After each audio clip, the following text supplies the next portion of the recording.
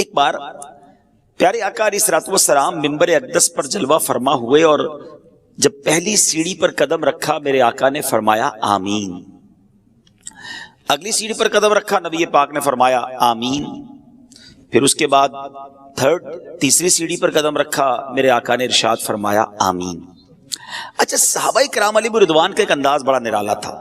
جب وہ کوئی ان یوزول چیز دیکھتے تھے نا، غیر معمولی چیز دیکھتے تو سوال کر لیا کرتے تھے، اور صحابہ کرام علیہم رضوان کے ان سوالات سے امت کا بڑا بھلا ہو گیا. ہمیں ایسی ایسی باتیں پتہ چل گئی کہ سبحان اللہ.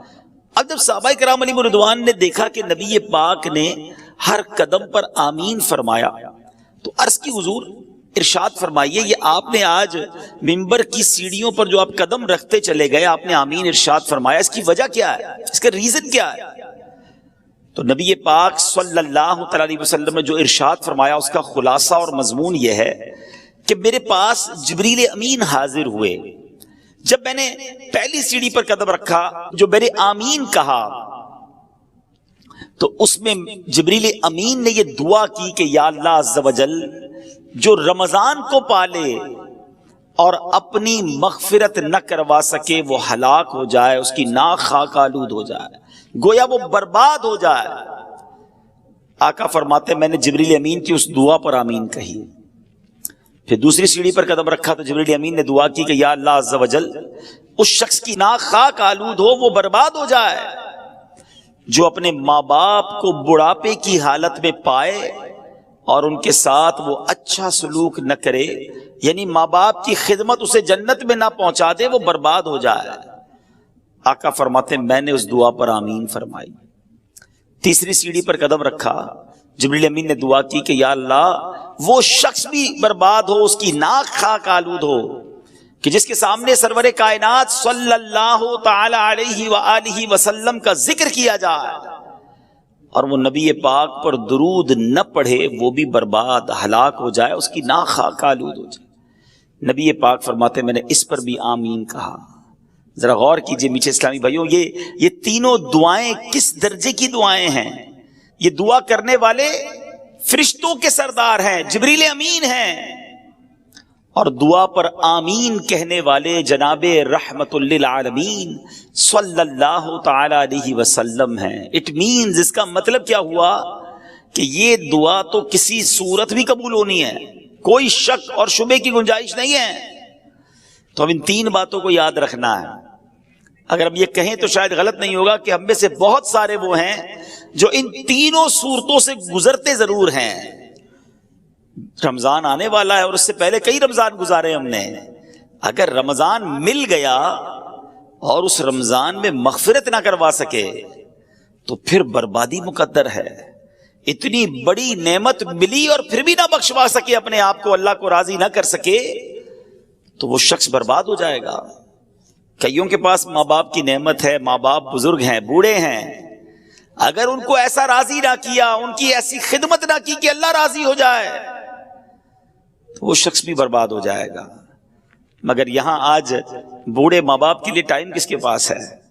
آج بوڑھے ماں باپ کی خدمت کرنے کے لیے کون تیار ہے؟ بالخصوص یورپی ممالک میں، مغربی ممالک میں جو عاشقان رسول ہیں، جو خوش نصیب ہیں جن کے والدین زندہ ہیں، پلیز خدا کے واسطے اپنے والدین کی دعائیں لیجئے، انہیں ناراض نہ کیجئے. والدین وہ نعمت ہیں کہ اگر یہ راضی ہو جائیں تو رب راضی ہو جاتا ہے، اور یہ ناراض ہو جائیں تو رب ناراض ہو جاتا ہے.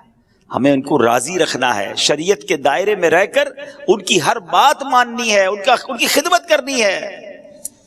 اور جو تیسری بات کہ درود پاک کتنا امپورٹنٹ ہے، کتنا ضروری ہے اپنی زندگی میں شامل کرنا، اور خاص طور پر جب پیارے آقا علیہ الصلوۃ والسلام کا نام مبارک ہمارے سامنے لیا جائے اس وقت درود پڑھنا یہ کتنا لازم ہے کہ جو نہیں پڑھتا تو فرمایا اس کی ناک خاک آلود ہو، وہ برباد ہو جائے.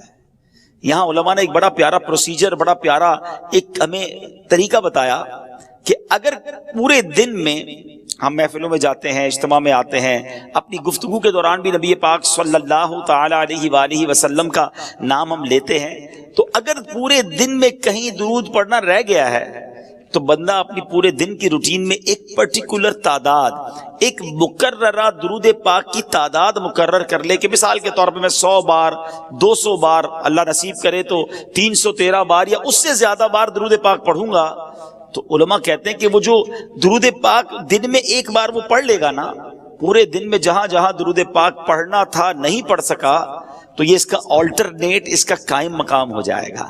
تو انشاءاللہ میں بھی نیت کروں اور آپ بھی نیت کر لیں۔ ہمارا ایک نیک عمل بھی تو ہے نا، ہمارے اصلاح اعمال جو 72 ہیں نیک اعمال، اس میں ایک عمل کیا ہے کہ روزانہ کم از کم 313 بار درود پاک پڑھنا ہے۔ تو میں بھی نیت کروں، آپ بھی کریں کہ اب تو ماہ رمضان آنے والا ہے کہ انشاءاللہ روزانہ کثرت کے ساتھ درود پاک پڑھیں گے۔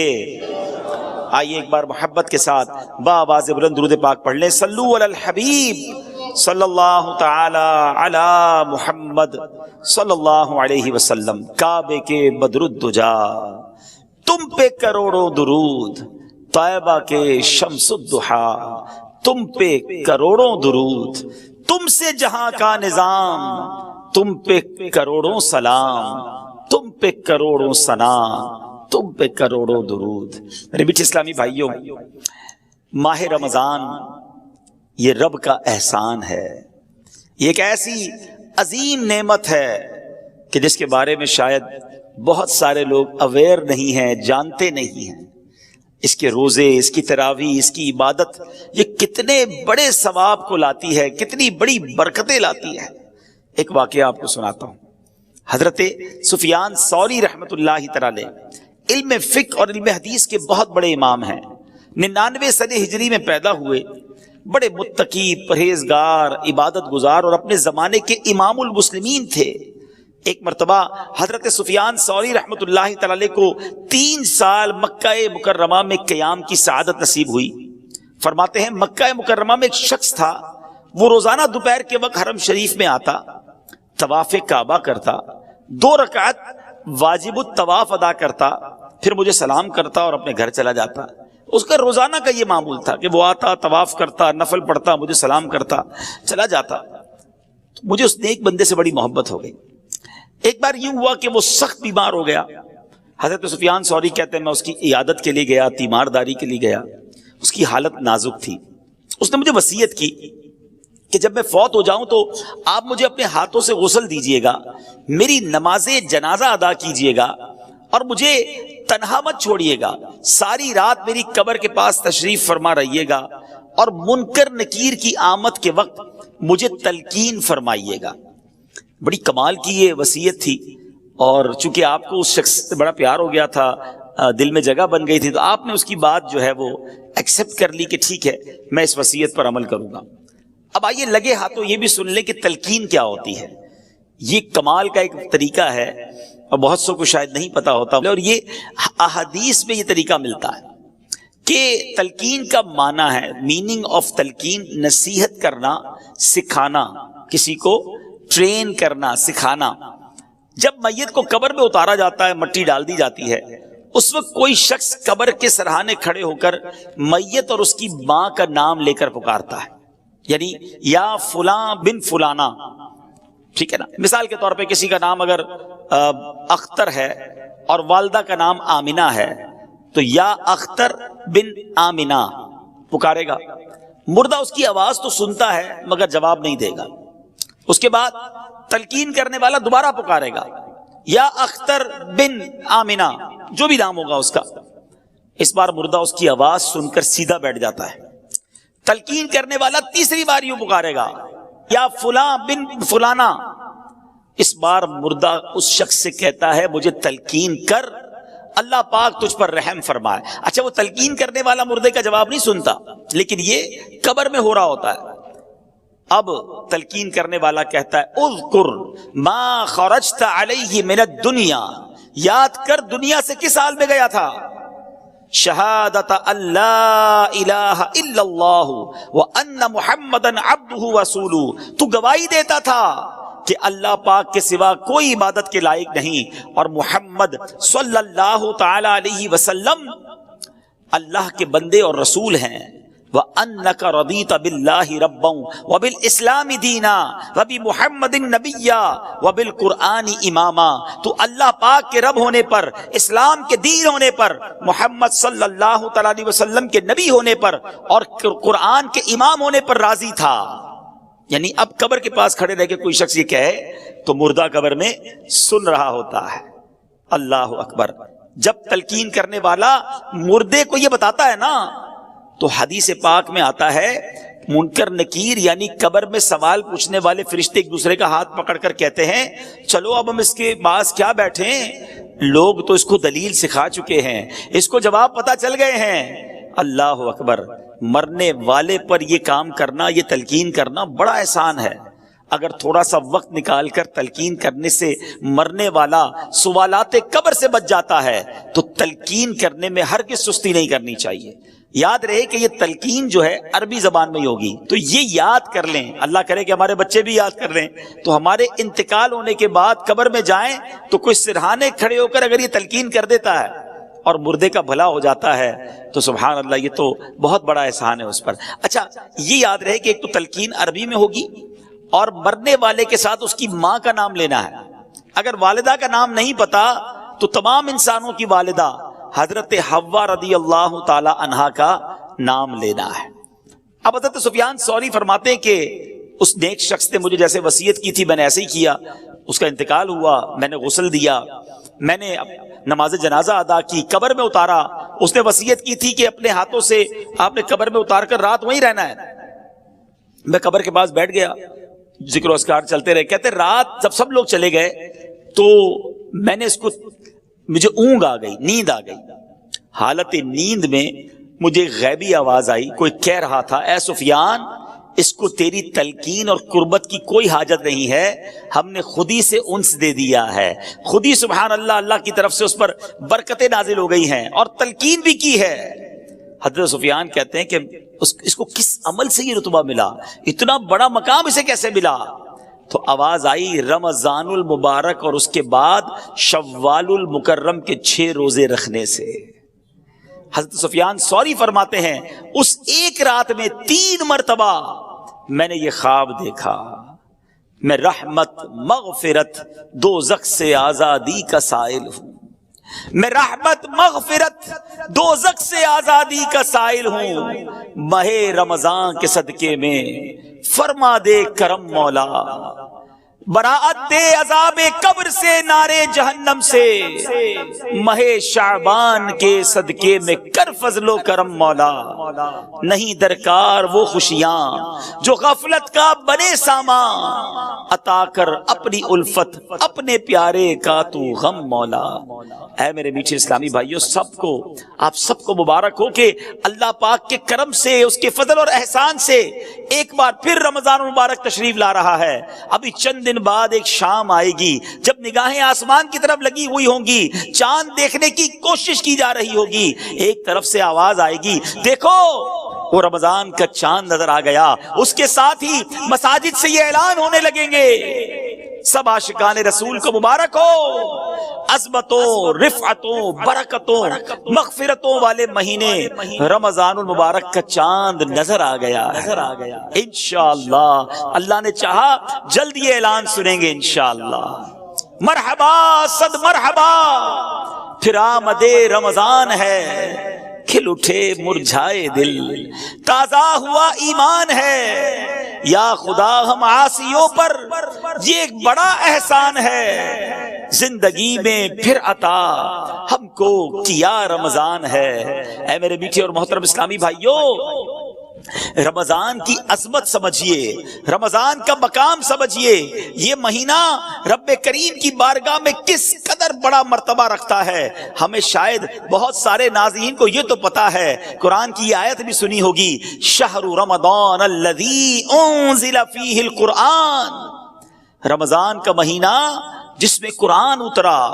مگر شاید بہت سارے ناظرین کو یہ نہیں پتا کہ اللہ کریم نے جو 4 بڑی آسمانی کتابیں اس دنیا میں نازل فرمائیں، تورات، زبور، انجیل اور قرآن، سبحان اللہ، میرے آقا علیہ الصلوۃ والسلام فرماتے ہیں کہ حضرت ابراہیم کے صحیفے رمضان کی پہلی رات نازل ہوئے، تورات شریف رمضان کی 7ویں رات نازل ہوئی، انجیل شریف رمضان مبارک کی 14ویں رات نازل ہوئی، اور ابن ابی شیبہ کی روایت میں ہے کہ زبور شریف رمضان المبارک کی 6 تاریخ کو نازل ہوئی، سبحان اللہ، اور شب قدر کو سبحان اللہ رب قرآن مجید جو ہے اس کو نازل کیا گیا۔ تو اے میرے میٹھے اسلامی بھائیوں، آپ ذرا غور کیجئے کہ چاروں بڑی آسمانی کتابیں جو ہیں وہ اللہ کریم نے پورے سال میں جو مہینہ پسند فرمایا وہ رمضان کا مہینہ ہے، اور قرآن جو رب کا کلام، آخری کلام، سرچشمہ ہدایت جو ہے وہ میرے آقا علیہ الصلوۃ والسلام کے قلب منور پر 23 سال کے عرصے میں درجہ بدرجہ اور یوں سمجھیے کہ وقفے وقفے سے جبریل امین لاتے رہے، وہ نازل ہوا۔ تو اے میرے میٹھے اسلامی بھائیوں، ذرا غور کیجئے اس مہینے کا مقام کیسا ہے، یہ کتنی بڑی اللہ کی مہربانی ہے کہ رب کریم، بس اب اللہ سے دعا کرتے ہیں کہ یا اللہ یہ چند دن بھی خیر سے نکل جائیں، ہمیں خیر کے ساتھ، عافیت کے ساتھ ماہ رمضان عطا بھی فرما، اور اس مہینے میں خوب روزے رکھنا، تراویح پڑھنا اور عبادتیں کرنا نصیب فرما۔ میرے میٹھے اسلامی بھائیوں، سرکار غوث اعظم پیران پیر شیخ عبد القادر جیلانی رضی اللہ تعالیٰ عنہ کیا خوب فرماتے ہیں، رمضان میں کتنے حروف ہیں؟ را، میم، ضاد، الف اور نون۔ غوث پاک کتنی پیاری تفصیل بیان کرتے ہیں کہ را سے مراد رضوان اللہ یعنی رضا الہی ہے، میم سے مراد محابات اللہ عن العصاة یعنی اللہ پاک کی گناہ گاروں پر رحمت اور مہربانی فرمانا ہے۔ لفظ رمضان میں جو تیسرا حروف ضاد ہے اس سے مراد ضمان اللہ یعنی اللہ پاک کی امان ہے۔ چوتھا لفظ الف ہے، اس سے مراد الفت اللہ محبت الہی ہے۔ آخری لفظ نون، اس سے مراد نور اللہ۔ سبحان اللہ، اس سے پتا چلا کہ رمضان مبارک اللہ پاک کی رضا ملنے کا مہینہ ہے، گناہ گاروں پر رحمتیں برسانے کا مہینہ ہے، اللہ کی طرف سے امان ملنے کا مہینہ ہے، اللہ پاک کی محبت نصیب ہونے کا مہینہ ہے، اور سنو رمضان نور الہی ملنے کا مہینہ ہے۔ اتنی برکتیں ہیں، سبحان اللہ۔ اے میرے میٹھے اسلامی بھائیوں، حضور غوث پاک مزید کیا فرماتے ہیں؟ فرماتے رمضان کی مثال سینے میں دل جیسی ہے۔ ذرا غور کیجئے کہ پورے جسم کی موسٹ امپورٹنٹ تھنگ جو ہے وہ دل ہے۔ فرمایا رمضان کی مثال سینے میں دل جیسی ہے، دل کو نور ایمان اور نور معرفت سے زینت و خوبصورتی ملتی ہے۔ اسی طرح رمضان مبارک کو تلاوت قرآن کے نور سے آراستہ اور مزین کیا جاتا ہے۔ کیا پیاری بات فرماتے ہیں کہ رمضان کی مثال انسانوں میں انبیاء جیسی ہے، جیسے لوگوں میں نبیوں کا مرتبہ ہے نا۔ فرمایا عام مہینوں میں رمضان کی مثال جس طرح انسانوں میں انبیاء جیسی ہے۔ فرمایا کیونکہ انبیاء مجرموں کی شفاعت کرتے ہیں، رمضان بھی روزہ داروں کی شفاعت فرمائے گا۔ اچھا آگے فرماتے ہیں رمضان کی مثال شہروں میں، پوری دنیا میں کتنے شہر ہیں مگر مکہ مدینے کی بات ہی نرالی ہے نا۔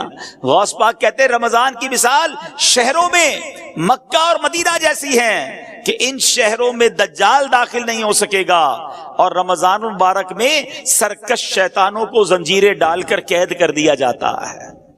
فرمایا ان تمام برکتوں اور فضیلتوں کے ہوتے ہوئے بھی جو شخص رمضان المبارک میں اپنی بخشش نہ کروا سکے تو اور کس مہینے میں بخشا جائے گا؟ پھر کون سا وقت آئے گا جب بخشش ہوگی؟ ہر مسلمان کو چاہیے اس ماہ مقدس میں خوب توبہ کرے، اس سے پہلے کہ توبہ کا دروازہ بند کر دیا جائے۔ ہر مسلمان کو چاہیے کہ اس ماہ مبارک میں کثرت کے ساتھ گریہ و زاری کرے، اس سے پہلے کہ رحمت کا وقت گزر جائے۔ بھائیوں بہنوں، گناہوں سے سبھی توبہ کرو، خلد کے در کھل گئے، داخلہ آسان ہے، آ گیا رمضان، عبادت پر کمر اب باندھ لو، فیض لے لو جلد، یہ دن 30 کا مہمان ہے۔ یہ موقع آ رہا ہے، یہ وقت آ رہا ہے اللہ کو راضی کرنے کا، یہ وقت ہمیں مل رہا ہے رحمتیں لوٹنے کا۔ اے میرے میٹھے اسلامی بھائیوں، آئیے کچھ احادیث کے مطابق مزید ماہ رمضان کے فضائل سنتے ہیں۔ دیکھیں رمضان کی پہلی رات، بہت امید ہے کہ چند دنوں میں انشاءاللہ وہ پہلی رات آ جائے گی۔ وہ پہلی رات بھی بڑی اہمیت والی ہے۔ اس پہلی رات جب آتی ہے، آسمانوں کے دروازے کھول دیے جاتے ہیں اور آخری رات تک بند نہیں ہوتے. جو بندہ ماہ رمضان کی رات میں نماز پڑھتا ہے، اللہ عز و جل اس کے ہر سجدے کے بدلے اس کے لیے 1500 نیکیاں لکھتا ہے اور اس کے لیے جنت میں سرخ یاقوت کا گھر بناتا ہے. اے تراویاں پڑھنے والوں تمہیں مبارک ہو، اے نمازیں پڑھنے والوں تمہیں مبارک ہو، اے رات میں عبادت کرنے والوں تمہیں مبارک ہو. ہر سجدے پر 1500 نیکیاں ہیں اور سرخ یاقوت کا گھر مل رہا ہے. جو ماہ رمضان کا پہلا روزہ رکھتا ہے، ابھی تو اسٹارٹ ہوتے ہی دیکھو ہیں پہلے دن اور پہلی رات سے ہی برکتوں کا کیسا حال ہے. فرمایا جو پہلا روزہ رکھتا ہے اس کے پچھلے گناہ معاف کر دیے جاتے ہیں. صبح سے شام تک 70,000 فرشتے اس کے لیے دعائیں مغفرت کرتے رہتے ہیں. رات اور دن میں جو بندہ جب بھی سجدہ کرتا ہے، اس کے ہر سجدے کے بدلے اسے جنت میں ایک ایسا درخت عطا کیا جاتا ہے کہ اس کے سائے میں گھوڑ سوار جو ہے وہ 500 سال تک چلتا رہے. اتنا بڑا درخت جنت میں دیا جائے گا. ہر سجدے کے بدلے نوافل پڑھنے والے، نمازیں پڑھنے والے، اوابین پڑھنے والے، تہجد پڑھنے والے، تراویح پڑھنے والے، ان سب کو مبارک ہو. آئیے میٹھے اسلامی بھائیوں، میں بھی نیت کروں، آپ بھی نیت کریں کہ رمضان کے پورے روزے رکھیں گے. رمضان کی جتنی نمازیں انشاءاللہ پڑھیں گے اس میں ساری سنتیں، سارے نوافل بھی پڑھیں گے انشاءاللہ. پوری تراویح پڑھیں گے، خوب تلاوت قرآن کریں گے. دیکھیں نا کاروباری لوگوں کا حال کیا ہوتا ہے. جو بزنس مین ہوتے ہیں، ہر بزنس کا ایک سیزن آتا ہے. گرمیوں میں کولر والے کہتے ہیں ہمارا سیزن آیا ہے، ایئر کنڈیشن والے کہتے ہیں ہمارا بڑا سیزن آیا ہے، پنکھے والے بڑے مصروف ہو جاتے ہیں، برف والوں کا کام چمک جاتا ہے. وہ کہتے ہیں وقت آیا ہے کمانے کا. سردیاں آتی ہیں تو کمبل والے، ہیٹر والے، بہت سارے ایسے کام ہیں جو سردیوں میں چلتے ہیں. شادیاں آتی ہیں تو شادیوں کا سیزن آتا ہے تو کپڑے والوں کا سیزن چل پڑتا ہے. آج کل کئی علاقوں میں فصل کی کٹائی ہو رہی ہے تو کئی تہوار ان علاقوں میں فصل کی کٹائی کے ساتھ جڑے ہوئے ہوتے ہیں کہ جناب فصل کٹے گی تو پھر شادی بھی کریں گے، اب جناب موٹر سائیکل بھی لیں گے. یعنی کئی کاروبار کے سیزن آتے ہیں اور اس میں لوگ بھرپور طریقے سے کوشش کرتے ہیں کہ زیادہ سے زیادہ کام کریں تاکہ مال کما لیں. سچی بات یہ ہے کہ اے گناہگاروں، تمہارے لیے رحمتوں کا سیزن آ گیا ہے، برکتوں کا سیزن آ گیا ہے، مغفرتیں لوٹنے کا سیزن آ گیا ہے. نیکیوں کا ریٹ بڑھا دیا گیا ہے، اجر بڑھا دیا گیا. نفل کا ثواب فرض کے برابر، فرض کا ثواب 70 گنا کر دیا گیا. میرا اور آپ کا جو خطرناک ترین دشمن ہے شیطان، اسے قید کر دیا گیا. کتنا آسان کر دیا گیا عبادت کرنا. ہے میرے میٹھے اسلامی بھائیوں، اب دیکھنا یہ ہے کہ ہم اس رمضان کی تیاری کیسی کر رہے ہیں، پریپریشن کیا ہو رہی ہے. یہ مہمان آ رہا ہے، آپ کے گھر میں مہمان آتا ہے، آپ تیاری کرتے ہیں. اچھا، جیسا مہمان ویسی تیاری کرتے ہیں، ٹھیک ہے نا. جتنا قریبی مہمان ہوتا ہے اس کے لیے زیادہ تیاری ہوتی ہے. لیکن رمضان کے لیے کوئی تیاری ہے؟ ذرا سوچئے. اچھا، رمضان کے لیے تیاری نہیں ہوتی ہے لیکن عید کے لیے تیاری ہوتی ہے، جو پورا رمضان گزار کر ایک دن کے لیے آتی ہے. بلکہ کچھ لوگ تو رمضان میں عید ہی کی تیاری کر رہے ہوتے ہیں، کپڑے کون سے لینے ہیں، اس دن کیا بنانا ہے. بدقسمتی سے ایسا بھی سننے کو ملتا ہے کہ یار کل ذرا عید کی تیاری کے لیے مارکیٹ میں جانے سے روزہ نہیں رکھیں گے، بڑا رش ہوگا.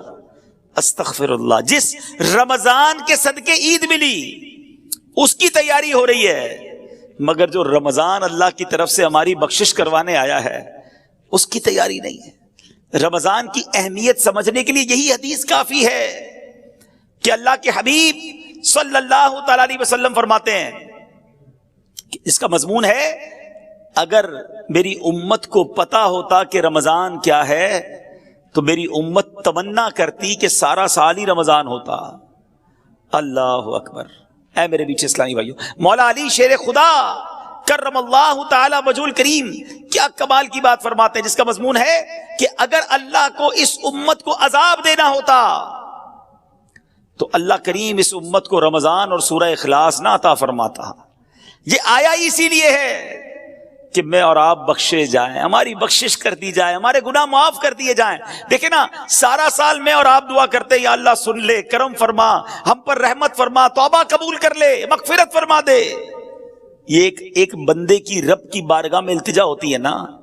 مگر رمضان میں معاملہ کیا ہوتا ہے کہ رمضان کی راتوں میں آسمان دنیا سے ندا دی جاتی ہے، رحمت کی صدا ہوتی ہے، ہے کوئی مانگنے والا کہ اس کی مغفرت کر دی جائے، ہے کوئی توبہ کرنے والا اس کی توبہ قبول کی جائے، ہے کوئی سوالی کہ اس کا سوال پورا کیا جائے.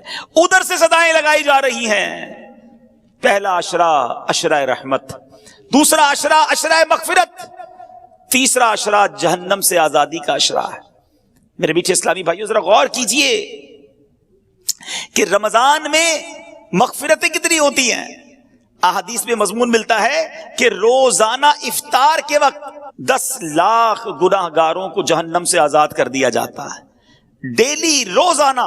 فرمایا کہ جب رمضان میں جمعے کا دن آتا ہے، جمعرات کی رات اور جمعے کے دن ہر لمحے 10 لاکھ بخشے جا رہے ہیں. اور پھر فرمایا جب رمضان کی آخری رات آتی ہے نا، تو جتنے پورے مہینے میں بخشے تھے اس کی تعداد کے مطابق اتنے گناہگار اور جہنم سے آزاد کر دیے جاتے ہیں. ہمارے کیلکولیٹر جواب دے جائیں گے، اتنے لوگ بخشے جاتے ہیں. اس میں بھی چند بد نصیب ہوتے ہیں جو نہیں بخشے جاتے. اور اس کے بارے میں آپ نے سن لیا شروع میں کہ جو رمضان کو پائے اور اپنی مغفرت نہ کروا سکے وہ ہلاک و برباد ہو جائے. اے میرے بیچ اسلامی بھائیوں، ہمیں پلاننگ کرنی ہے، ہمیں تیاری کرنی ہے کہ رمضان گزارنا کیسے ہے. آج گھر میں دعوت ہو تو کتنی بار گھر میں مشورہ ہوتا ہے. بڑی دعوت تو زیادہ مشورے کہ پہلے کیا کھلائیں گے، مہمانوں کو پہلے کیا پیش کریں گے، بعد میں کیا دیں گے، میٹھا کیا ہوگا، بٹھائیں گے کدھر، لسٹ کیا ہوگی. اور رمضان آ رہا ہے، اتنا بڑا مہینہ آ رہا ہے، اتنا بڑا ہمارے لیے مغفرت کروانے کے لیے رب کا احسان آ رہا ہے. اس کی کوئی تیاری، کوئی پلاننگ، کوئی مشورہ کہ کتنی بار تلاوت کروں گا، ہے کتنے قرآن ختم کرنے ہیں، میں نے کتنے نوافل پڑھنے ہیں، میں نے کہاں کہاں اپنا وقت گزارنا ہے. الحمدللہ مدنی چینل پر جس طرح نشریات آ رہی ہیں، کون سے وقت کون سا میں نے پروگرام دیکھنا ہے، مدنی مذاکرے کے وقت کس طرح میں نے وقت نکالنا ہے. ارے ابھی سے پلاننگ کرو. اور سبحان اللہ، افطار کے وقت جو دعا مدنی چینل پر نشر کی جاتی ہے، خاص قبولیت کی گھڑیاں ہوتی ہیں، کروڑوں ہاتھ اٹھے ہوتے ہیں، نہ جانے کس کی آمین کے صدقے ہمارا بیڑا پار ہو جائے. تو ہمیں رمضان کی پلاننگ کرنی ہے. اچھا، پلاننگ ہو رہی ہوگی کچھ گھروں میں، افطاری کا سامان کون سا لینا ہے، کون سی آئٹم افطاری میں بنانی ہے، سحری میں کیا بنانا ہے. کچھ کاروباری لوگ اپنا پلان بنا رہے ہوں گے کہ اسٹور میں کون سا مال بھر لیں تاکہ جناب ریٹ بڑھ جائیں گے پھر رمضان میں بیچیں گے. میرے میٹھے اسلامی بھائیوں، رمضان کھانے پینے کا فیسٹیول نہیں ہے. بدقسمتی سے جب ہم نکلتے ہیں نا سڑکوں پر تو بورڈ لگ جاتے ہیں. 2 قسم کے بورڈ ہوتے ہیں کہ یا تو یہ آئٹم خرید لیں کھانے پینے کی جس کی یہ اسکیم ہے، یا ہوٹل والے بورڈ لگاتے ہیں کہ بھائی ہمارے پاس افطار میں یہ آئٹمز ہوں گی، سحری میں یہ ہوگا، اتنے کا پیکج ہوگا. ایسا لگتا ہے اگر کوئی عام آدمی آئے نا باہر سے، مسلمان نہ بھی ہو، اور وہ ہمارے شہر کا یا ہمارے ملک کا چکر لگائے تو شاید اس کو ایسا لگے گا کہ مسلمانوں میں کوئی کھانے پینے کا تہوار ہو رہا ہے. ایسا لگ رہا ہے کوئی مقابلہ ہو رہا ہے کہ کیا کتنا کھانا ہے اس مہینے میں. شاید وہ یہ نہیں سمجھ سکے گا کہ یہ بھوکے رہنے کا، روزہ رکھنے کا مہینہ ہے.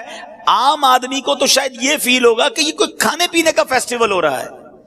توبہ توبہ توبہ، ہم نے رمضان کو یوں سمجھیے ایک کھانے پینے کا تہوار اور ایک عجیب سا معاملہ بنا دیا ہے. حالانکہ میرے بیچ اسلامی بھائیوں، رمضان جو ہے نا، اس کے 2 نام ہیں. آئیے میں ان 2 ناموں کے بارے میں آپ کو کچھ بتاتا ہوں تاکہ احساس ہو کہ رمضان آیا کیوں ہے اور ہم نے اس کو گزارنا کیسے ہے. ماہ رمضان کا ایک نام ہے ماہ صبر اور دوسرا نام ہے مواسات کا مہینہ. اچھا، صبر کا مہینہ، چلیں یہ تو سمجھ آتا ہے کہ کھانے پینے اور ہر وہ چیز جس سے روزہ ٹوٹ جاتا ہے اس سے صبح سے شام تک صبر کیا جاتا ہے، اس لیے اسے ماہ صبر کہتے ہیں. ماہ مواسات کہنا تو اس کا مواسات کس کو کہتے ہیں؟ ہمدردی اور غم خواری کا مہینہ، بھلائی کا مہینہ. چونکہ رمضان میں سارے مسلمانوں سے، خاص کر قریبی رشتہ داروں سے بھلائی کرنے میں زیادہ ثواب ہے، اس لیے اسے ماہ مواسات کہتے ہیں.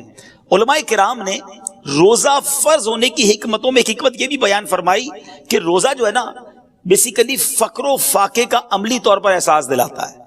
پریکٹیکلی پتا چلتا ہے کہ فقر کی زندگی کیسی ہے، فاقے کی زندگی کیسی ہے. یعنی غربت کیا ہے.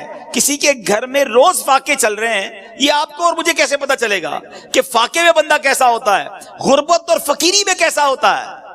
اب جب بندہ روزہ رکھتا ہے اور بھوکا ہوتا ہے، بھوک لگتی ہے، پیاس لگتی ہے اور روزانہ روزے رکھ رہا ہے، اب اسے احساس ہوتا ہے کہ میں تو کچھ افطار میں جا کے کھا لیتا ہوں، مگر غریب کئی ایسے ہیں جو ساری زندگی اسی طرح گزار رہے ہیں.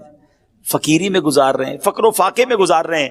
اللہ اکبر. جب بندہ اس طرح خود بھوک کو دیکھتا ہے تو اب بھوکوں کی مدد کرنے کا جذبہ بڑھتا ہے، غریبوں کی خیر خواہی کا جذبہ بڑھتا ہے. یہ بیسیکلی روزے کی ایک حکمت علماء نے بیان کی. اعلیٰ حضرت امام اہل سنت کے والد محترم مولانا نقی علی خان رحمۃ اللہ تعالی علیہ کیا فرماتے ہیں کہ ایک شخص تھا، اسے صدقہ خیرات کا بڑا شوق تھا، خدا میں بہت خرچ کرتا، جو پیسے ہاتھ میں آتے خرچ کر دیتا. اس کے رشتہ داروں کو وہ بڑا برا لگتا تھا کہ یہ پیسے بچاتا ہی کوئی نہیں ہے، ہم جو پیسے آتے ہیں اللہ کی راہ میں بانٹ دیتا ہے. اس کو اس کے رشتہ داروں نے بند کر دیا، قید کر دیا، کھانا پینا بھی نہیں دیا، گویا اس کو قید کی اور بھوک کی سزا دی. کچھ دنوں بعد وہ بعد آیا، جب اس کو اس قید سے نکالا کہ اب شاید صحیح ہو گیا ہوگا، اب اتنا خرچہ نہیں کرے گا اللہ کی راہ میں. وہ جیسے ہی باہر آیا، باہر آتی اس نے اور صدقہ و خیرات کرنا شروع کر دیا. تو رشتہ داروں نے کہا تمہیں سمجھ نہیں آئی، قید سے سبق نہیں ملا؟ کہتا واقعی سبق ملا. پہلے تو پیسے بانٹتا تھا، بھوک نہیں دیکھی تھی، قید نہیں دیکھی تھی، تنگی نہیں دیکھی تھی. اب اندر بند ہوا تو پتہ چلا بھوک کیا چیز ہے، غربت کیا چیز ہے. تو اب تو میں اللہ کی راہ میں مزید خرچ کروں گا. اچھا، اس سے ایک اور بات سیکھنے کو ملی کہ روزے کی حکمت یہ ہے کہ ہم بھوکے رہیں. اب ادھر تو حال یہ ہے کہ بندہ سحری میں اس لیے زیادہ کھاتا ہے کہ شام تک بھوکا رہنا ہے، شام کو اس لیے زیادہ کھاتا ہے کہ سارا دن بھوکا رہا تھا. اتنی ساری آئٹمیں کہ جو پورے سال میں نہیں کھائی تھی. کچھ لوگوں کا تو رمضان میں وزن بڑھ جاتا ہے. ارے اللہ کے بندو، روزے رکھنے تھے، تراویح پڑھنی تھی، یہ تو یعنی اتنا کھایا. اچھا، پھر 10-15 رمضان کے بعد آپ چیک کر لیں، ہاسپٹل میں لائن لگی ہوتی ہے، کسی کو ڈائریا ہو رہا ہے، کسی کا پیٹ خراب ہو گیا ہے، کسی کا گلا خراب. اچھا 4-5-6 رمضان کے بعد آپ کو تراویح کے اندر کھانسیوں کی آوازیں آنا شروع ہو جائیں گی. کیوں؟ روزانہ افطار میں سموسے کھانے ہیں، روزانہ تلی ہوئی 4 قسم کی آئٹمیں کھانی ہیں. کچھ تو ہماری افطاری کی واجبات ہیں، یہ نہیں ہوگی تو لگتا ہے افطاری نہیں ہوگی. اللہ اکبر. ہم نے تو رمضان کے روزوں کو کچھ اور ہی بنا دیا، حالانکہ اس میں بھوکا رہنا مقصود تھا کہ انسان. اچھا، اب جب بھوکے ہوتے ہیں نا، ایک تو غربت کا اور بھوک کا احساس، دوسرا آپ نے دیکھا ہوگا کرو فر ختم ہو جاتا ہے، عاجزی آ جاتی ہے. وہ جو ٹور ہوتی ہے نا، اکڑ کے چلنا، روب جمانا، ڈانٹنا، جھڑکنا، بالکل اس کو فیل ہونے لگتا ہے کہ یار میری اوقات ہی کوئی نہیں ہے. بالکل وہ ڈھال ہو جاتا، اس کو پتا چل جاتا ہے کہ یہ میری اوقات ہے. عاجزی سے، انکساری سے، محبت سے لوگوں سے بات کرے. اور ہم سب جب بھوکے دسترخوان پر بیٹھتے ہیں تو احساس ہوتا ہے کہ یار بھوک کیا چیز ہے. تو ہے میرے میٹھے اسلامی بھائیوں، غریبوں کی اگر غریبی کا احساس لینا ہے، بلکہ رمضان کا پراپر ایسنس لینا ہے، رمضان کا پراپر جس کو آپ کہیے کہ جو مقصود ہے وہ حاصل کرنا ہے، تو پھر انسان کو بھوکا رہنا ہے. اور اس سے یہ میسج لینا ہے. اے میرے میٹھے اسلامی بھائیوں، اگر کوئی مالدار ہے، کہتا ہے یار اللہ نے پیسے دیے ہیں، 10 قسم کی ڈشیں سحری میں بناؤں گا، 20 قسم کی افطاری میں بناؤں گا، ٹھیک ہے آپ کھا سکتے ہیں، جائز ہے، مگر جو جس کا کہتے ہیں نا کہ اس کی اصل حکمت ہے، آپ اس سے محروم ہو جائیں گے. اور اگر آپ اللہ کی رضا کے لیے سادہ رہتے ہیں، کم کھاتے ہیں، بھوکے رہتے ہیں، کم سوتے ہیں تاکہ اور عبادت کر سکیں، تو میرے میٹھے اسلامی بھائیوں اس کا مرتبہ اور ہے. حضرت بشر حافی رحمت اللہ تعالی کے بارے میں آتا ہے، آپ کسی جگہ سردی میں بیٹھ کر سردی سے کانپ رہے تھے. اچھا، پاس گرم کپڑے بھی پڑے تھے. تو کسی نے کہا حضرت اتنی سردی ہے، سردی میں کانپ رہے، کپڑے بھی پڑے ہیں آپ کے پاس، پہن لیں اس کو، سردی سے بچ جائیں گے. کیا کمال کا جواب دیا. فرمایا پورے شہر میں سردی ہے، بہت سارے غریب ہیں جن کے پاس گرم کپڑے نہیں ہیں، اور میرے پاس اتنے پیسے بھی نہیں کہ سب کو گرم کپڑے پہنا دوں. کم از کم خود سردی میں رہ کر ان کی سردی کا احساس تو کر سکتا ہوں، غریبوں کے ساتھ اظہار یکجہتی تو کر سکتا ہوں. اب یہ اللہ والوں کا انداز ہے.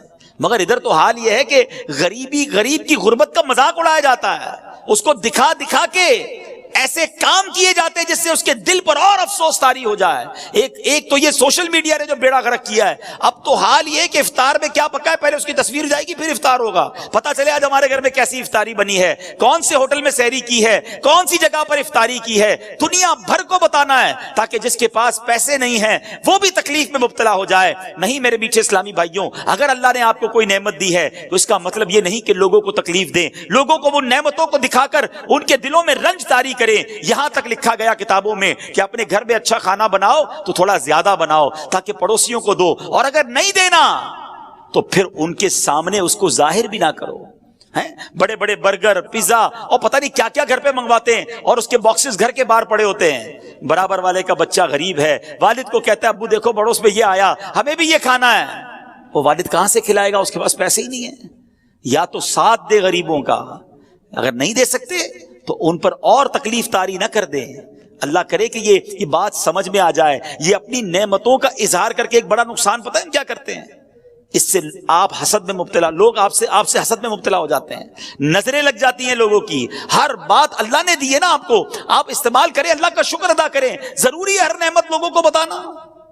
پھر کہتے پتہ نہیں کوئی عمل ہو گیا ہے، کوئی نظر لگ گئی ہے. ارے بھائی تم نے کون سی چیز جو تمہارے پاس ہے سب تم نے سوشل میڈیا پہ ڈال دی ہے. آج نیا فون خریدا ہے، آج نئی گاڑی خریدی ہے، آج میں نے یہ والی کرسی خریدی ہے، تو یہ والی گھڑی خریدی ہے. کیوں بتانا ہے سب کو؟ بھائی پتا بھی تو چلے نا کتنا پیسہ ہے. تو پھر بھگتے ہیں، پھر یہ معاملات ہوں گے. یہ روایتوں کا مضمون ہے کہ اپنی نعمتوں کا اظہار کر کے اپنے اوپر لوگوں کے حسد کروانے سے بچو. اگر اللہ نے دیا ہے یا تو سادہ رہیں یا پھر لوگوں کی مدد کریں، اور اگر نہیں کر سکتے تو یہ دکھلاوا بند کر دیں. تو بہرحال میرے بیچ اسلامی بھائیوں، یہ کم کھانا جو ہے نا، یہ نعمت پتہ ہے کتنی بڑی ہے. سبحان اللہ کہ گلا سوکھتا ہے نا جب پیاس سے، بھوک اور پیاس کا خوب احساس ہونا یہ روزے کے مقاصد سے ہے. تو میرے بیچ اسلامی بھائیوں، اگر روزے کا اصل مقصد ہی فوت ہو جائے گا، ساتھ ہی کھانے سے طبیعت بدمزہ ہو جائے گی، معدہ بھی خراب ہونے کا امکان ہے. تو اگر آپ واقعی 30 کے 30 روزے رکھنا چاہتے ہیں، پورا مہینہ تراویح پڑھنا چاہتے ہیں، روز تلاوت کرنا چاہتے ہیں، درود پاک پڑھنا چاہتے ہیں، افطار کے وقت آنسو بہانا چاہتے ہیں، تاک راتوں میں ساری رات مسجد میں گزارنا چاہتے ہیں، تو اس کے لیے آپ کو کم کھانا ہوگا. اس کے لیے پلان کرنا ہوگا کہ یہ مہینہ اس لیے نہیں آیا کہ میں نے کھانے پینے اور مزے اڑانے ہیں. یہ مہینہ تو اللہ کی راہ میں خرچ کرنے کے لیے آیا ہے، یہ مہینہ تو سجدے کروانے آیا ہے، یہ مہینہ تو تلاوت کرنے کے لیے آیا ہے. تو پھر انشاءاللہ اگر آپ کی پلاننگ ہوئی تو آپ اللہ نے چاہا خوب برکتیں لوٹ سکیں گے. اب میں ایک اور بات آپ کو بتاؤں. ایک مسلمان یہ بھی تو چاہتا ہے نا کہ اس کو یہ پتا چلے کہ نبی پاک علیہ الصلوۃ والسلام رمضان کیسے گزارتے تھے، پیارے آقا کا رمضان کیسا ہوتا تھا. آؤ میں آپ کو بتاتا ہوں کہ جن کے صدقے رمضان ملا ہے، جن کے صدقے قرآن ملا ہے، بلکہ صحیح بات تو یہ ہے کہ اللہ کے نبی کے صدقے ہی ہمیں رب کا راستہ ملا ہے. انہوں نے ہی ہمیں ایمان کی دولت سے نوازا ہے. وہ کتنا پیارا نعت کا شعر ہے نا کہ تیرے صدقے میں آقا، تیرے صدقے میں آقا سارے جہان کو دین ملا. میرے آقا کے صدقے میں سارے جہان میں یہ دین پھیلا ہے. وہ آقا رمضان کیسے گزارتے تھے؟ بی بی عائشہ صدیقہ رضی اللہ تعالی عنہا فرماتی ہیں کہ جب رمضان آتا تو نبی پاک کا چہرہ انور کا جو رنگ ہے نا وہ متغیر ہو جاتا، تبدیل ہو جاتا، اور میرے آقا نماز کی کثرت فرماتے، خوب دعائیں مانگتے، گویا خوف خدا نبی پاک کے چہرہ انور پر، قلب اقدس پر طاری ہو جاتا. بی بی عائشہ فرماتی ہیں کہ جب نبی پاک علیہ الصلوۃ والسلام کی بارگاہ میں رمضان آتا، احادیث کا مضمون ہے، تو جبریل امین آتے تھے اور آقا ان کے ساتھ خوب قرآن کا دور فرماتے تھے. سبحان اللہ. ایک جگہ سیدنا عبداللہ ابن عباس فرماتے ہیں جب ماہ رمضان آتا تو سرکار مدینہ علیہ الصلوۃ والسلام قیدیوں کو رہا کرتے اور ہر سائل کو عطا فرماتے تھے. اللہ اکبر. رمضان میں آپ خصوصاً بہت زیادہ سخاوت فرماتے. جبریل امین رمضان کی ہر رات میں ملاقات کے لیے حاضر ہوتے، رسول کریم علیہ الصلوۃ والسلام ان کے ساتھ قرآن کا دور فرماتے، اور جب بھی حضرت جبریل علیہ الصلوۃ والسلام آپ کی خدمت میں آتے تو آپ علیہ الصلوۃ والسلام تیز چلنے والی ہوا سے بھی زیادہ خیر یعنی بھلائی کے معاملے میں سخاوت فرماتے. ہاتھ اٹھا کر ایک ٹکڑا اے کریم ہیں سخی کے مال میں حقدار ہم. تو اے میرے بیچ اسلامی بھائیوں، نبی پاک کا رمضان کیسا ہوتا؟ تلاوت قرآن والا، دعاؤں والا، سجدوں والا. ایک جگہ فرماتی بی بی عائشہ صدیقہ رضی اللہ تعالیٰ عنہ کہ میرے آقا رمضان میں بستر پر تشریف نہ لاتے، یعنی رات عبادتوں میں گزرتی تھی، کم آرام ہوتا تھا. ادھر تو ایسے بھی کئی لوگ ملتے ہیں جو سارا دن ہی سوتے رہتے ہیں، نمازیں قضا کر دیتے، بھائی روزہ رکھا ہے، معاذ اللہ ثم معاذ اللہ. نماز بھی پڑھنی ہے، عبادت بھی کرنی ہے، روزہ بھی رکھنا ہے، اور انشاءاللہ عبادت بھی خوب کرنی، ثواب کمانا ہے. تو بہرحال میرے بیچ اسلامی بھائیوں، پیارے آقا کا رمضان دعاؤں کے ساتھ، گر گڑا کر نمازوں کے ساتھ، تلاوت قرآن کے ساتھ، اور پھر ہم نے سنا کہ سخاوت کے ساتھ، تیز آندھی سے چلنے والی ہوا سے بھی زیادہ میرے آقا سخاوت فرماتے۔ اب ہم نے کیا کرنا ہے؟ ہم نے بھی ان اعمال کی نیت کر لینی ہے۔ تو پہلی نیت یہ کرتے ہیں انشاءاللہ کہ رمضان کے پورے روزے رکھیں گے، پوری تراویح پڑھیں گے، ارے ہر سجدے پر 1500 نیکیاں، جنت میں یاقوت کا گھر، جنت کا درخت۔ جو 8 رکعتیں پڑھ کے تراویح چھوڑ کے جاتے، سوچو کتنی نیکیاں چھوڑ گئے۔ 12 رکعتیں پڑھ کے نکل جاتے، ذرا سوچے کتنی نیکیاں چھوڑ گئے، کتنے جنت کے محل تم سے چلے گئے، کتنے خزانے چھوڑ دیے تم نے۔ 3 روزہ تراویح پڑھتا ہوں، کیوں؟ باقی دن تو پھر کاروبار کرنا ہے۔ اگر کوئی 3 روزہ 5 روزہ 7 روزہ ختم قرآن میں تراویح پڑھ لیتا ہے، ٹھیک ہے اگر وہ صحیح طریقے سے پڑھتا ہے، لیکن بقیہ دنوں کی تراویح معاف نہیں ہوئی ہے، وہ بھی پڑھنی ہے۔ روزانہ 20 تراویح پڑھیں گے انشاءاللہ، آخر رمضان تک پڑھیں گے انشاءاللہ۔ اب آتے سخاوت کی طرف۔ سبحان اللہ، اس مہینے میں خوب اللہ کی راہ میں خرچ کریں، اور جب بھی اللہ کی راہ میں خرچ کریں نا، پہلے تو یہ ذہن بنا لیں، یہ جو ہوتا ہے نا کہ یار اب خرچ کریں گے تو کم ہو جائے گا، کیلکولیٹر تو یہی کہتا ہے، ہمیشہ یاد رکھیں۔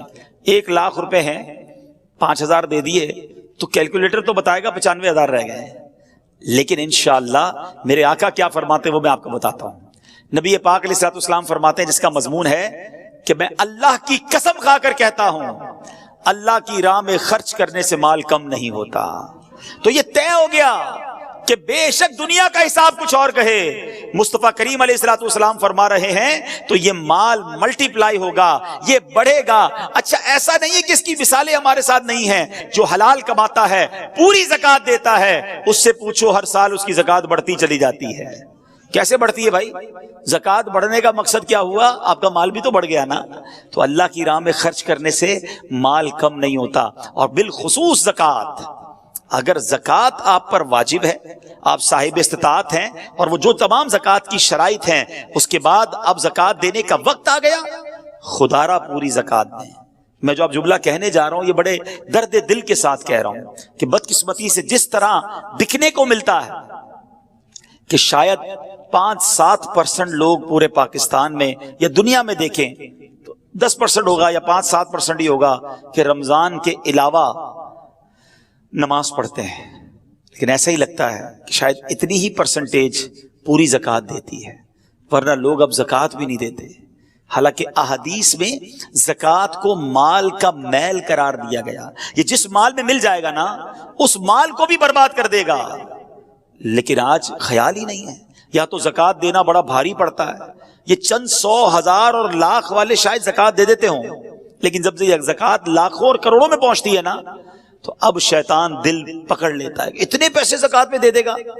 اللہ اکبر، یہ 10 لاکھ کی زکوٰۃ دینے والا جو گھبرا رہا ہے، یہ اللہ کا بندہ کیوں نہیں سوچتا کہ اللہ نے 4 کروڑ دیے تو 10 لاکھ بنی ہے نا، تمہیں تو شکر ادا کرنا چاہیے تھا۔ میں یہاں ایک مشورہ دیتا ہوں کہ جب بھی اللہ کی راہ میں خرچ کرنے کی باری آئے نا، زکوٰۃ دینے کی باری آئے، صدقہ دینے کی باری آئے، تو خرچ بھی کرو اور اللہ کا شکر بھی ادا کرو کہ یا اللہ تیری مہربانی، تو نے دینے والا بنایا، مانگنے والا نہیں بنایا۔ تمہیں دیتے وقت بھاری پڑتا ہے، شکر ادا کرو اللہ نے دینے والا بنایا ہے، پوری زکوٰۃ ادا کریں اور زکوٰۃ بڑھ کر اور ادا کریں، صدقہ اور خیرات بھی کریں، لیکن یہاں دل پر بھار پڑ جاتا ہے۔ یہی تو امتحان ہے۔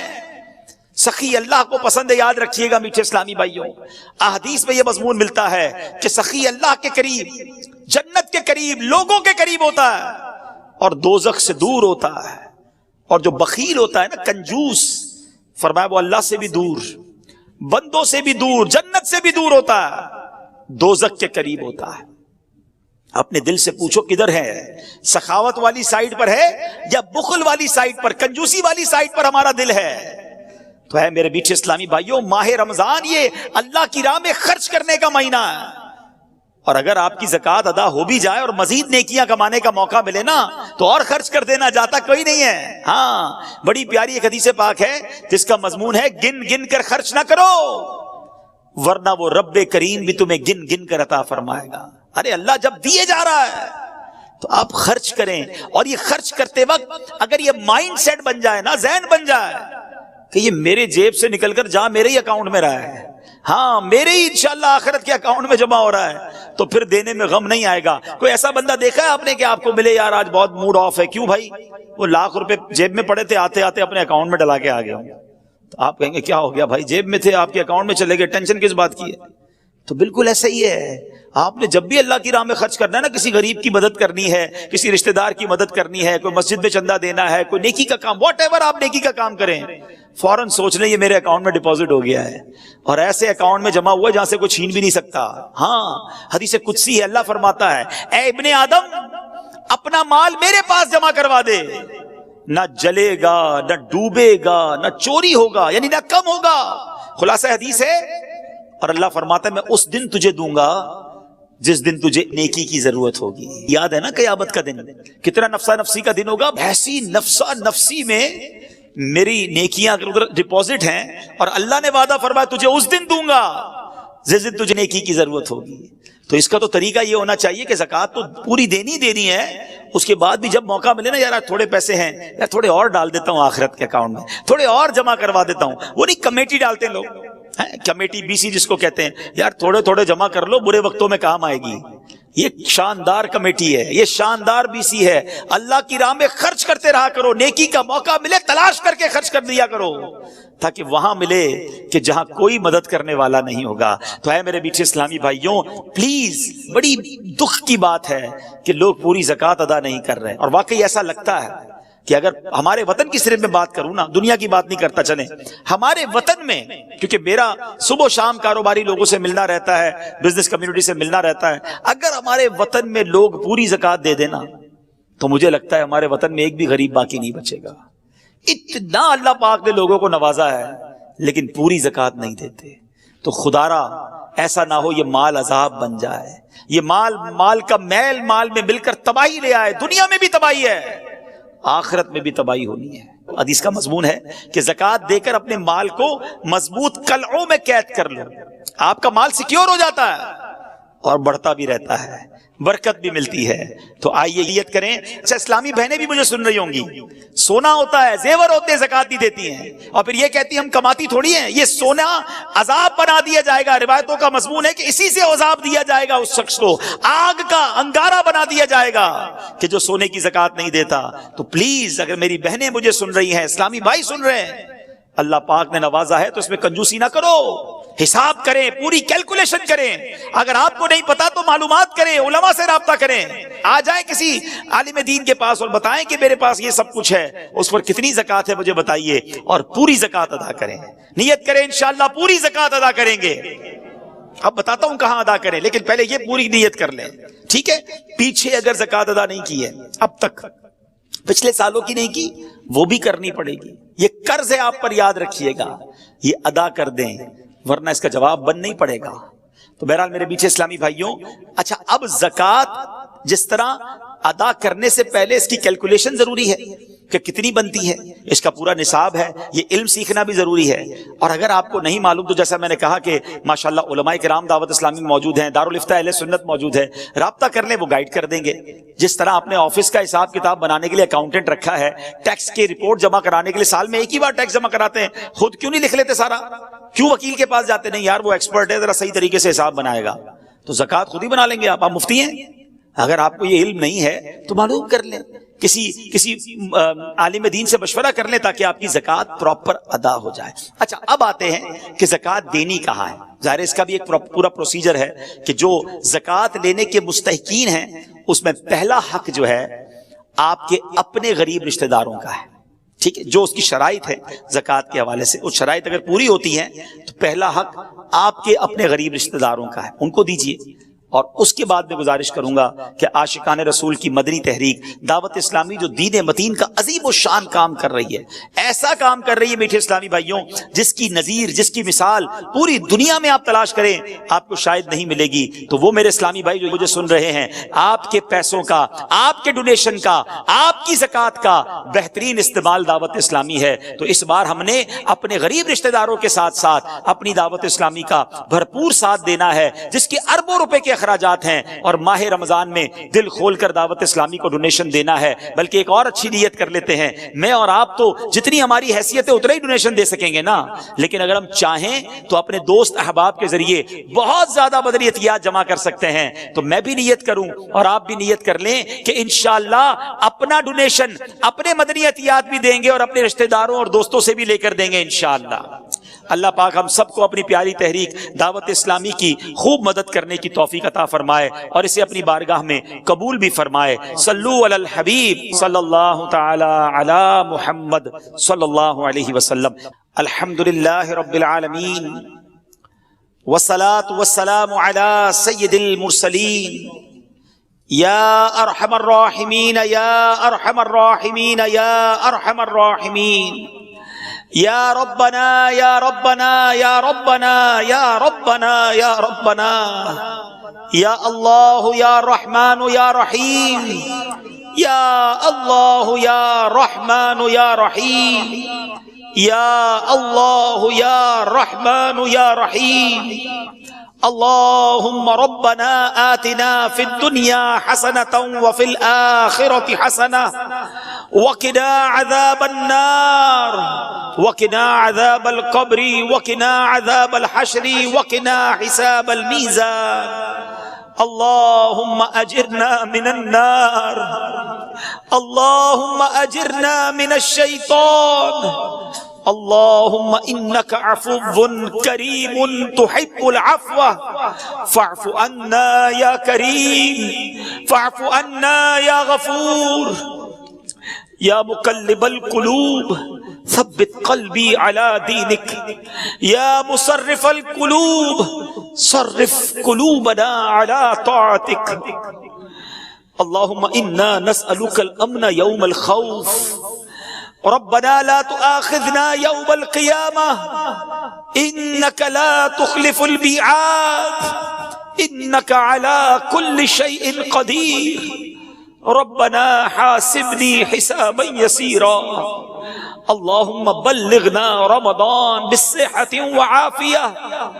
اے رب کریم تیرے گناہ گار سیاہ کار بندے ہاتھ اٹھائے شرمندہ شرمندہ تیرے دربار میں حاضر ہیں. اے رب کریم ہمارے گناہ بہت زیادہ ہیں, ہم مانتے ہیں, مگر مالک تیری رحمت کا کوئی کنارہ نہیں ہے. تیری رحمت کے آگے ہمارے گناہ کچھ بھی نہیں ہیں. اے رب کریم ہم سب کی مغفرت فرما دے. ہمارے صغیرہ گناہ بھی معاف کر دے, ہمارے کبیرہ گناہ بھی معاف کر دے, ہمارے چھپ کر کیے ہوئے گناہ بھی معاف فرما, ہمارے اعلانیہ گناہوں کو معاف فرما. اے کریم اے کریم کچھ ہی لمحوں میں کچھ ہی دنوں میں رحمتوں والا مہینہ آنے والا ہے. اے اللہ ہمیں صحت کے ساتھ عافیت کے ساتھ ماہ رمضان سے ملا دے, پورے روزے رکھنے والا بنا دے, پوری تراویح پڑھنے والا بنا دے, خوب تلاوت کرنے کا ذوق عطا فرما. تیری طاقت تیری طرف سے اگر طاقت ملی تو یہ ہوگا مولا, ورنہ ہم تو سست ہیں, ہم کاہل ہیں. اے اللہ ایسی توفیق دے دے کہ تیرے پسندیدہ بندوں جیسا رمضان ہم بھی گزارنے میں کامیاب ہو جائیں. ایک رمضان تو مولا زندگی میں ایسا گزاریں جس پہ مالک تیری بارگاہ میں خوب جی بھر کر عبادت کریں.